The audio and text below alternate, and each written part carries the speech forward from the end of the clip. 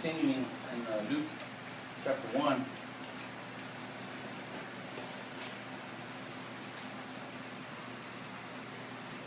Verse 8 to 10. But before I do, I want to go into something.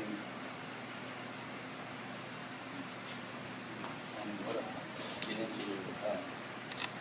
if you turn to Leviticus chapter 10,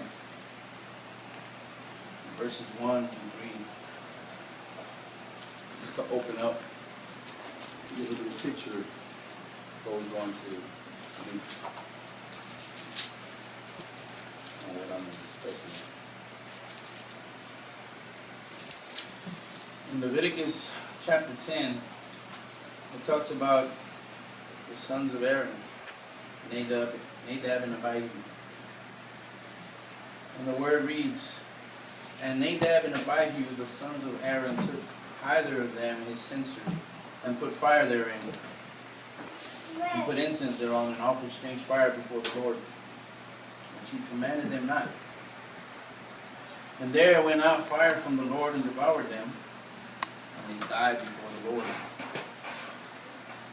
Then Moses said unto Aaron, This is it that the Lord spake, saying, I will be sanctified in them that come nigh me, and before all the people I will be glorified. And Aaron held his peace." And the reason I wanted to mention these verses this morning before I went into Luke is because in Luke, what we're going to be covering is, last week I mentioned about Zechariah and him being a priest and him being called in the division to serve the ministry in the temple.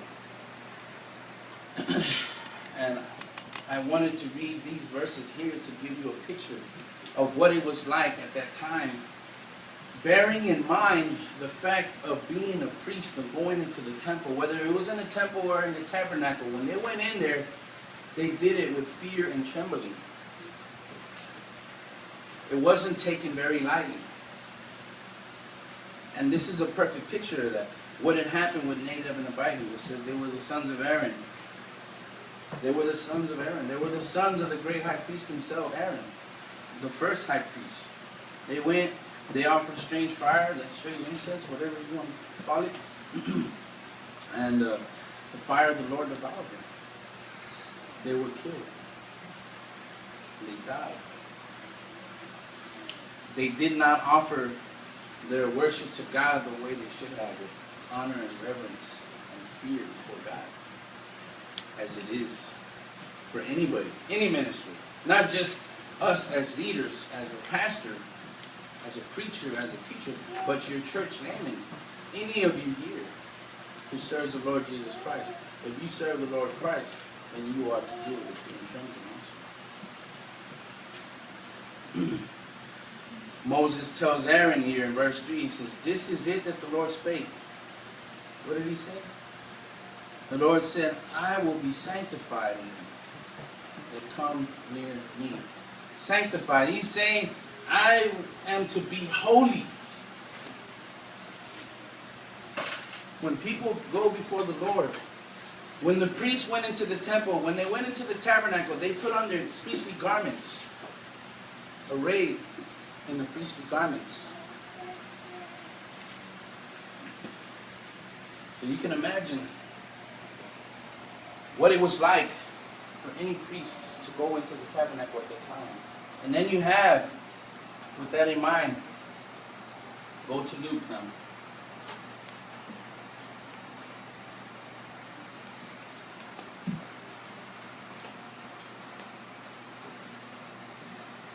And just to keep it in context, I'm going to read from verse 5 to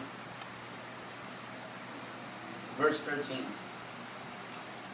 "There was in the days of Herod, the king of Judea, a certain priest named Zacharias of the course of Abiah. And his wife was of the daughters of Aaron, and her name was Elizabeth. And they were both righteous before God, walking in all the commandments and ordinances of the Lord blameless, and they had no child.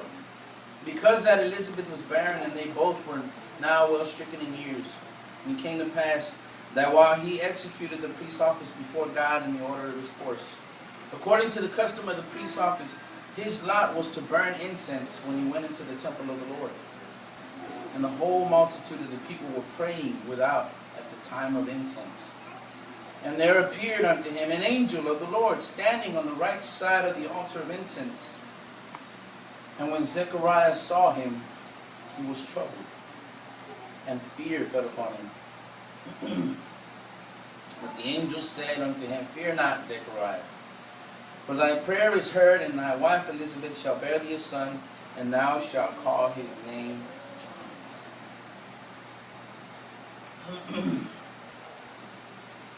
Well, last time we talked about Zechariah being the priest, and how him and his wife had been righteous and justified by the grace of God before God. They didn't have no children. They were old. But today, we go into verses 8 through 10. And we see that it says it came to pass. What came to pass? That Zechariah went to perform his service in the temple, to serve in the temple of God in the order of his course, according to the custom of the priest, it says. His lot was to burn incense when he went into the temple of the Lord. And all the multitude was outside him. By the sovereign hand of God, by the grace of God, and the providence of God, Zechariah had been blessed with the opportunity to go in to the temple, to perform his priestly service before God. This was a privilege. Granted, you got to remember too, again, Zechariah was an old man, and he'd been waiting. Him and his wife had been praying, possibly, or children. The one thing that the priest was to do was to go in, offer his incense to the Lord, and to pray. The scripture is not clear as to Zechariah what he was praying for. It doesn't say here. But we can assume that he was praying for the people of Israel, for the people of God, and possibly for a child. So he's there, and he's offering his incense, and he's praying before the Lord at the golden incense altar in the temple. And this was a chance of a lifetime for him. When they went in to serve, to minister, there was 3 priests.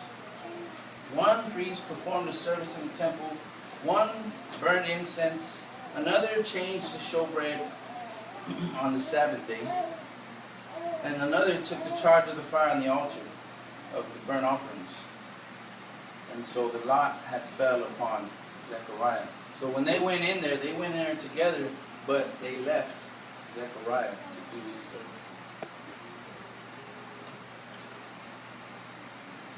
It's like this. They went in, there's the court, the outer court, and then there's an inner court. And then they went in there, it's a holy place, and then there's the Holy of Holies where the veil is. That's where Zechariah was. He was before the veil. The Holy of Holies was the place where the high priest himself could go in on the Day of Atonement. Nobody could go in there but him.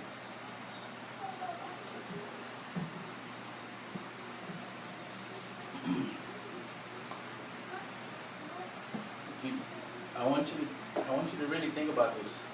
Is that when Zechariah went in there, even though he was old, I'm sure that he did it with fear and trembling. Maybe he might have had that thought in mind about what had happened with Nadab and Abihu, and over time that what had happened to others, possibly. You know that when the priests would go into the temple or into the tabernacle, they had bells on them, attached to their robes. So when they went into the temple to minister to the Lord, the people outside could hear and know that the priest was still alive, because they could hear the bells.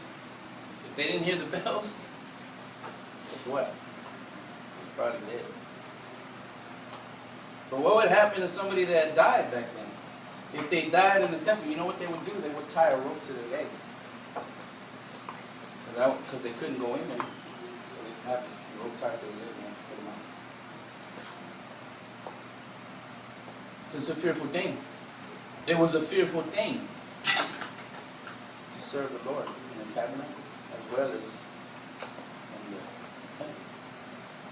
To be a priest. It's not to be taken as a light thing.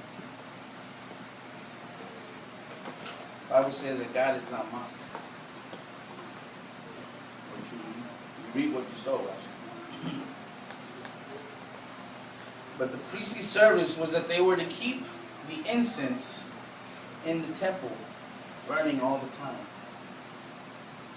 Go to Exodus chapter 30.